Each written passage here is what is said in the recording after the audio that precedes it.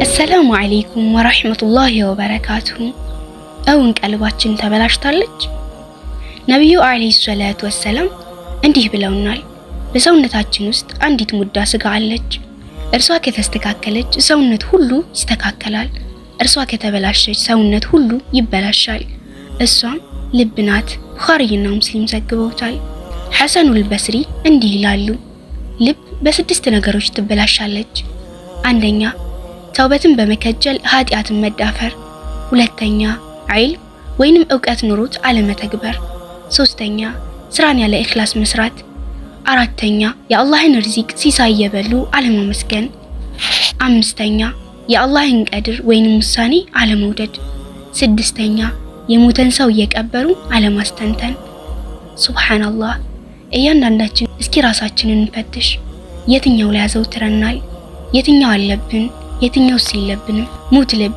ይህ ልብ ለአላህ ትዕዛዝ ዝግ የሆነ ነው። ይህ ልብ የአላህን ጸጋ ያላገናዘበ ነው። ይህ ልብ ከተንኮል ከጥፋትና ከሽርክ ያልወጣ ነው፣ እንዲሁም ከምቀኝነት። ይህ የሙስሊም ቀልብ አይደለም። ለምን? ተግሳስን የማይቀበል ተመለስ ቢባል አሻፈረኝ የሚል በመሆኑ በተገሰጹ ጊዜ አይመለሱም ይላል አስዋፋ ቁጥር 13። የአላህን ትዕዛዝ ጥሶ የአላህን ቁጣና ቅጣት የሚጋብዝ በምድሪቱ የጥፋት ሰራዊት የሆነ ለአላህ ትዕዛዝ የሞተ በሰይጣናዊ ጉትጉታ ለነፍስያ ያጎበደደ ሞገደኛ ልብ። አራት ነገሮች ልብን ይገላሉ። አንደኛ ከወንጀል በኋላ ወንጀልን ማስከተል፣ ሁለተኛ ማግባት ከሚፈቀድለት ተቃራኒ ጾታ ወይንም አጅነብይ ጋር አስፈላጊ ያልሆነ ንግግርን ማብዛት፣ ሶስተኛ ከሞኝ ጋር መከራከር፣ አራተኛ ከበደል ወይንም ከስስታም ሀብታም ከበደለኛ ጋር መቀመጥ። የፈለከውን ያክል ኑር፣ ሟች ነህ። የፈለከውን ወደህ ትለያለህ። የፈለከውን ስራ በስ ትመነዳለህ ወይም ትቀጣለህ። ልብ ያለው ልብ ይበል። የማታውቀውን ጠይቅ። ወንጀል ከሰራህ ተውበትን አድርግ። ለድሃ የለገስከውን ለሰዎች አትናገር። ባትሰጥ አነጋገርህ ያማረ ይሁን። ልብ ሶስት አይነት ነው። አንደኛ የትክክለኛ ወይንም ሙእሚን ልብ፣ እንደ ተራራ ምንም የማይነቀንቀው ዘውታሪነቱን የማይጠራጠር ኢማን ያለው ልብ፣ እንደ ዛፍ ስራሮቱና ቅርንጫፉ ግን በንፋስ እንደሚወዛወዝ ዛፍ። ሁለተኛ በአላህ ሸሪዓ ያልጸና ልብ፣ እንደ ገለባ ንፋስ እንደሚነፍስ የሚነፍስ።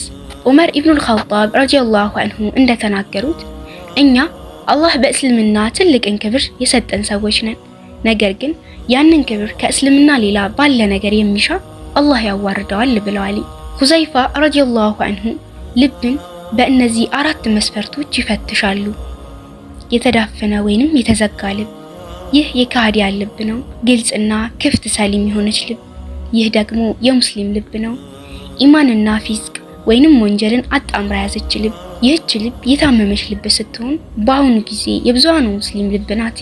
ልባችን በኢማን ብርሃን እንዲሞላ ጠግበን አለመመገብ፣ የማይረባ ጓደኛን አለመያዝ፣ ትንሽን ብትሆን ኃጢያትን አለመርሳት፣ በባዶ ምኞት እየዋለሉ በዱንያ መሐባ እየማለሉ አኺራን አለመዘንጋት። አላህ በሰማነው ተጠቃሚ አድርገን። አሚን።